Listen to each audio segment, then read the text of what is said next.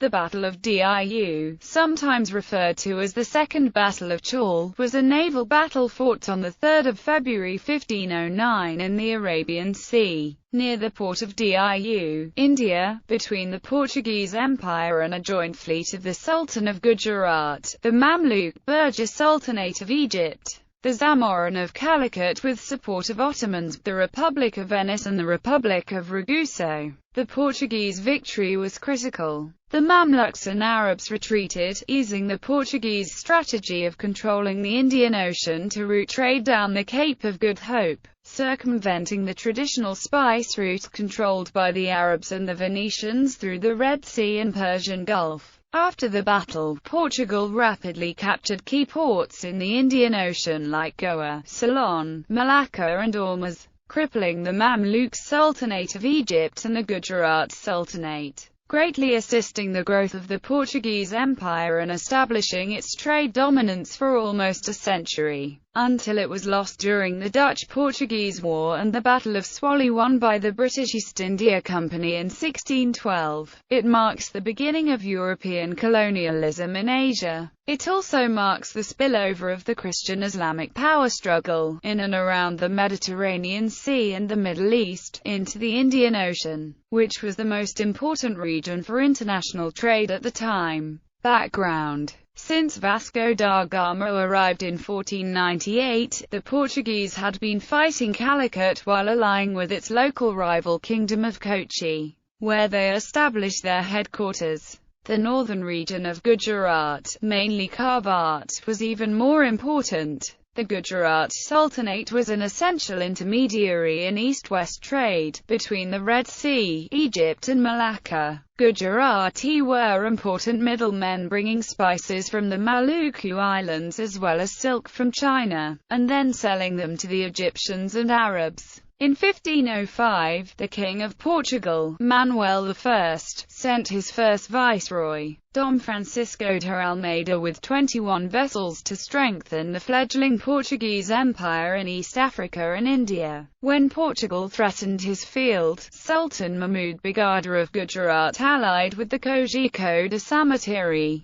He then asked his trade partners, the Mamlûk Sultanate, for help. In 1507, Portuguese forces under command of Afonso de Albuquerque had conquered Socotra in the mouth of the Red Sea and, for a short time, Ormuz in the Persian Gulf. Portuguese intervention was seriously disrupting trade in the Indian Ocean, threatening Muslim as well as Venetian interests. As the Portuguese became able to undersell the Venetians in the spice trade in Europe, the Mamluks and their European trade partners, the Venetians, had become wealthy from monopolizing the flow of spices from India to Europe. Venice broke diplomatic relations with Portugal and started to look at ways to counter its intervention in the Indian Ocean, sending an ambassador to the Egyptian court. Venice negotiated for Egyptian tariffs to be lowered to facilitate competition with the Portuguese, and suggested that rapid and secret remedies be taken against the Portuguese. The sovereign of Calicut, the Zamorin, had also sent an ambassador asking for help against the Portuguese. Egyptian Mamluk soldiers had little expertise in naval warfare, and Portuguese often attacked and stole supplies of Malabar timber from India. So Mamluk Sultan, Al-Ashraf Kansar al-Ghari appealed to Ottoman support.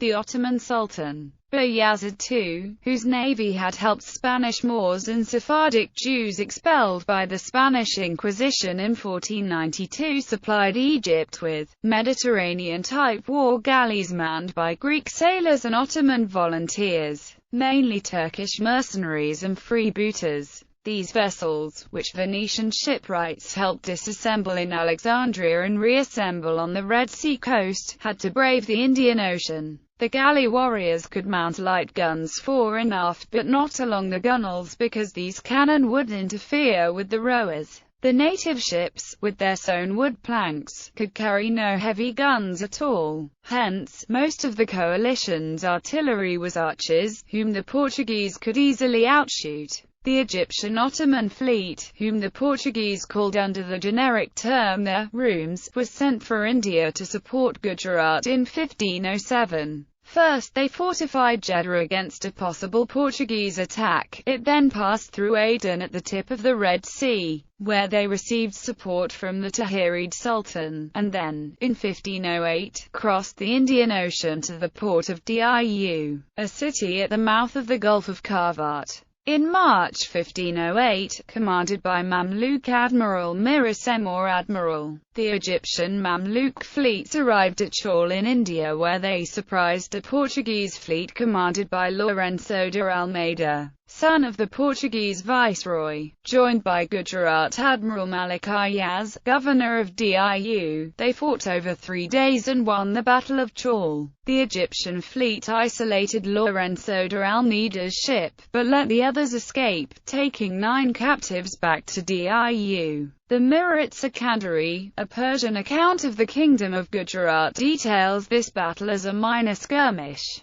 Having taken the prisoners, they headed to Diu. Enraged at the death of his son, the Portuguese viceroy Francisco de Almeida sought revenge. Precursor to the battle, Diu was a critical outpost in the overall spice trade from India. The Portuguese attempt to establish trade with India would require the breaking of this strongly defended and lucrative trade network. In addition to enforcing Portuguese rule, the battle was undertaken as a personal issue by Portuguese Viceroy Francisco de Almeida to avenge the death of his son Lourenço at the hands of the Mirasem. He was so enraged at this death that he is supposed to have said, "He who ate the chick must also eat the rooster, or pay for it." Francisco de Almeida had rushed to chase the Egyptian fleet because Afonso de Albuquerque arrived on 6 December 1508 with orders from the King of Portugal to replace him as the next viceroy. His plan was such a personal issue that he threw Afonso de Albuquerque in jail after being informed of the king's orders.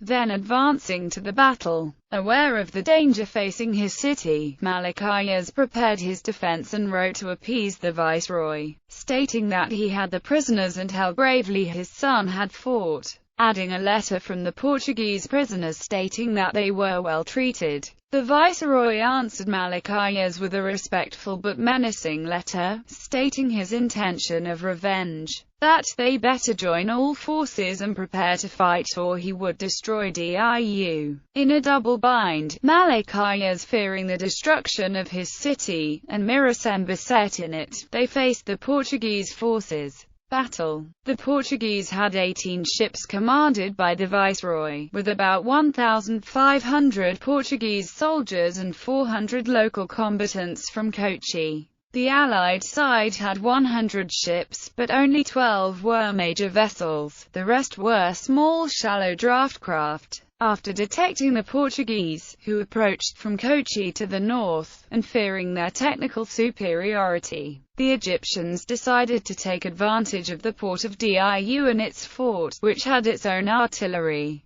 It was therefore decided to stay anchored at the port and await an attack from the Portuguese. This may also have been due to the training of the Egyptians, who were used to the more sheltered bays in the Mediterranean. There they also relied upon land-based artillery reinforcements to defeat the enemy. The Portuguese started the battle with a massive naval bombardment using their on-board artillery, followed by hand-to-hand combat in the harbour of Diu. These Portuguese ships had guns of greater caliber, better artillery crews, and were better manned and better built. The Portuguese naval infantry also had an advantage over the Egyptian Mamluks, not only because they were heavily armed and equipped, but also because they were seasoned professional seamen. The tough state-of-the-art multi-rigged Portuguese carracks and smaller fast caravels had been developed over the previous decades to cope with the storms of the Atlantic Ocean and were bristling with cannons.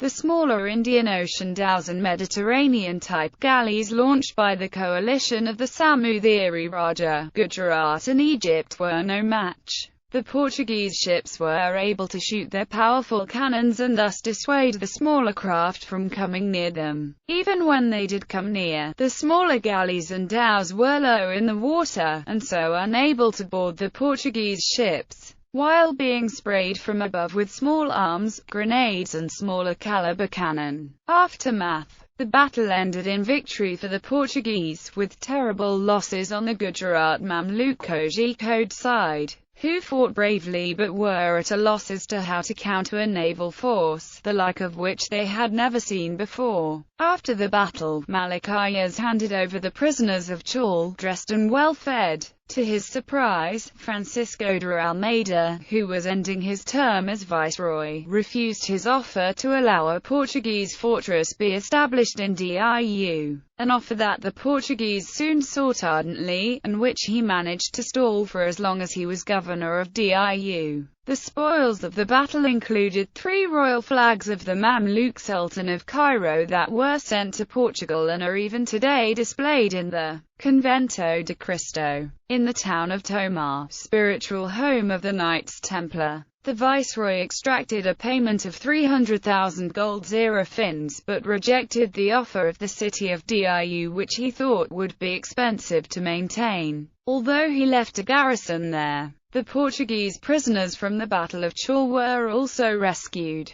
The treatment of the Egyptian captives by the Portuguese was brutal. The viceroy ordered most of them to be hanged, burned alive or torn to pieces by tying them to the mouths of the cannons, in retaliation for his son's death. Commenting on the battle after winning it, Almeida said, "As long as you may be powerful at sea, you will hold India as yours, and if you do not possess this power, little will avail you a fortress on the shore." Interestingly, after handing over the viceroy's post to his successor, Dom Afonso de Albuquerque, Almeida left for Portugal in November 1509, and in December 1509 was himself killed by the Khoikhoi tribe, near the Cape of Good Hope, Africa. This battle did not end the Portuguese-Ottoman rivalry. A second naval battle occurred 30 years later in the Siege of Diu in 1538, when the Turks laid siege with 54 ships to the fortress, which was built by the Portuguese in 1535. But then, after suffering terrible defeats, they lifted the siege.